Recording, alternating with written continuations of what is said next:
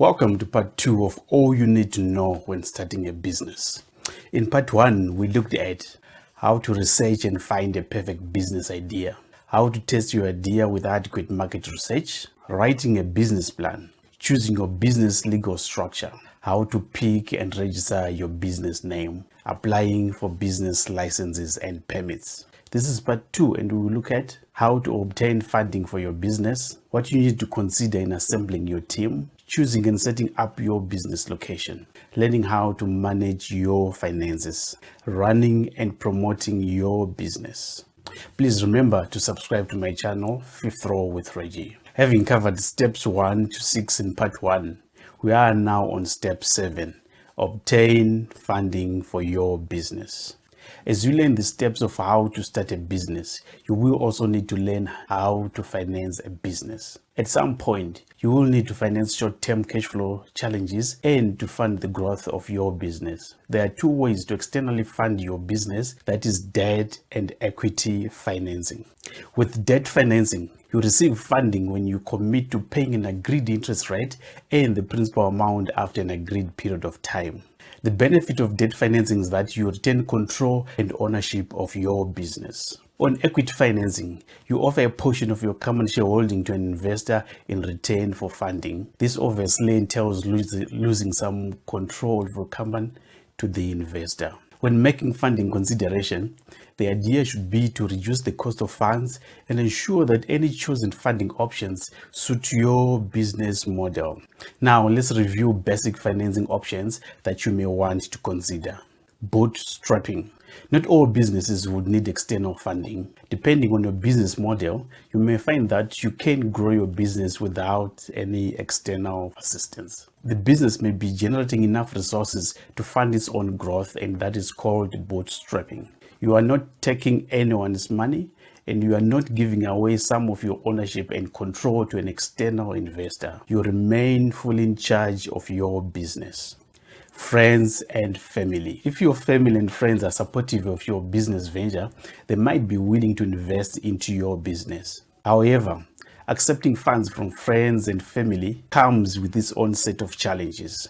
When choosing this route, you need to keep it professional, have the necessary contractual agreements, and ensure that this does not affect your personal relationships in future. Bank loan. This is probably the first type of financing you think of when you imagine debt financing. A bank loan offers a set of repayment debt, a fixed number of payments, and a fixed or variable interest rate. This can be a great option to finance your working capital or fund once-off specific purchases of your business.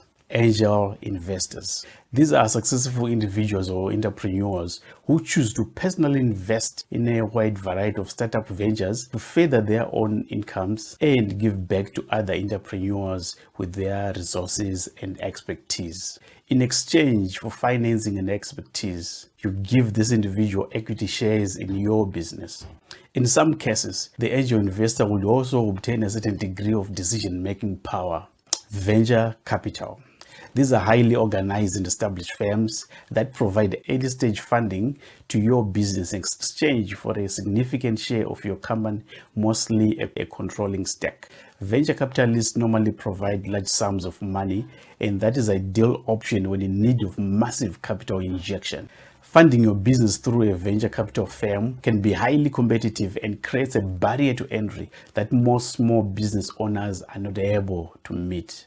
Step 8. Assemble your team. Starting a new business needs more than just a great idea to succeed. You need the right people to bring the business to life. The success of your business will depend on the team you create as much as it depends on the products or technologies you build. From the onset, you do not necessarily need to hire an entire team of full-time employees. Your team may consist of freelancers, consultants, and contractors. It is important to note that any person or business that you work with is part of your core team. This includes your accountant, attorney, key investors, and business mentors. Finding talented and passionate people who will take your business to the next level is not an easy task. Now, let's look at strategies that can guide you through this important process. Focus on your own strengths and weaknesses. As an entrepreneur, you naturally bring a wealth of knowledge and experience to your startup business. However, you do not know everything. To build the right team, you need to start by analyzing your own strengths and weaknesses so you can create a balanced team. Look for relevant experience. A person may seem to have the right skills for the job, but do they understand your niche and challenges and opportunities your startup faces? An individual with relevant prior experience to what your startup is trying to accomplish will have a shorter learning curve. Define your team culture. Your business's unique culture will directly influence the type of people who are attracted to your business. You should not wait to focus on business culture until after you have assembled a team. The last thing you need is for someone to be brought on board and then leave shortly afterwards because they are unhappy with the culture you are trying to develop. Networking. It can be hard to assemble a dream team out of nothing, and most successful new businesses rarely do this. Instead, they network. Networking creates opportunities for you to connect with the like-minded individuals long before you start looking for potential recruitments. Even if you don't hire someone you have previously connected with, these people can still serve as a great source for talent referrals. Step 9. Set up your business location. With your business plan laid out, funding secured, you are ready to go. If your business is online and you won't need a storefront, you probably look at building your website and choosing a shopping cart solution. You may be able to work from home or a co-working space instead of renting or buying office space. If your business needs a dedicated brick and mortar location, there are many considerations to look at. You need to think through each of the following steps carefully. Finding a location, negotiating leases, buying inventory, getting things like phones and the internet connected, having stationery printed, and finally, throwing a grand opening party. Your business location will detect the type of customers you attract, the type of promotions you can run, and how long it will take you to grow. While a good location does not necessarily guarantee your success, a bad location can contribute to failure. As you think about where you want to set your shop, consider the following. Price. Can you realistically afford to be where you want to be? Visibility. Will people easily be able to find you? Will they see your promotions and offers? Are you in the center of town or further out? How will this affect you? Access to parking and public transportation. Can people easily find you from available parking options and transport routes? If they have to look too hard, they may give up. Distribution of competitors.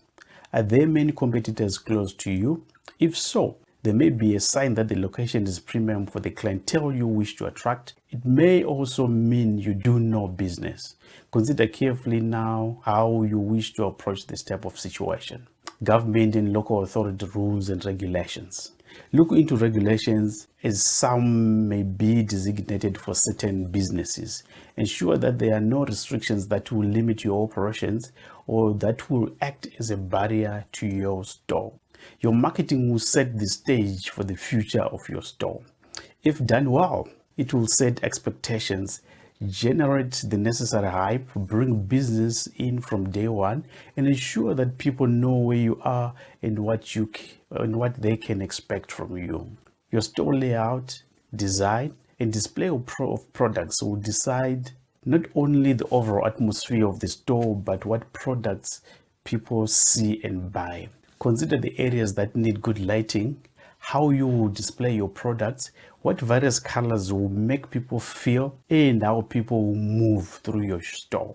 Your choice of products and how you price them will create a reputation. If you are a service business, build your service in a similar manner, considering different clientele and the value they will get from different options you have on offer. 10.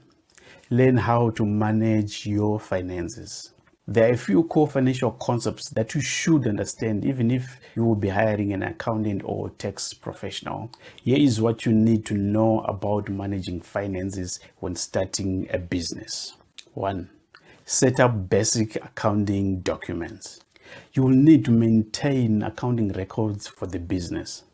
These records are very important for tracking your revenue, expenses, and profitability.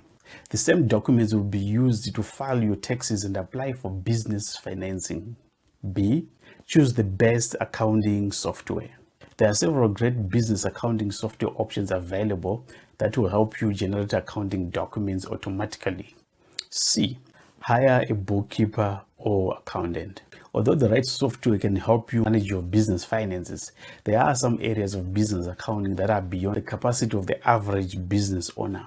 If you have the resources, you will need to work with a business bookkeeper or accountant in some capacity to help you manage your finances. It is essential that you stay personally involved in your business finances and that you implement checks and balances in place to avoid theft or fraud. Keep up with business tax and other statutory obligations. Along with getting your books in order, you need to understand and fulfill requirements for your business taxes and other applicable statutory levies and fees.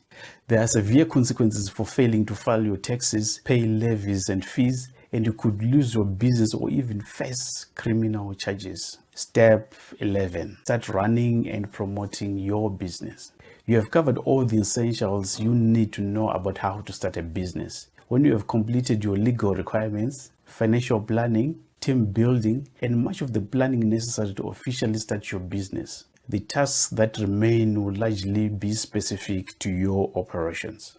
As you work to finally declare yourself open for business, you need to follow your business plan, keep an eye on your financials, utilize your team, and of course, maintain a positive attitude if any challenges come your way.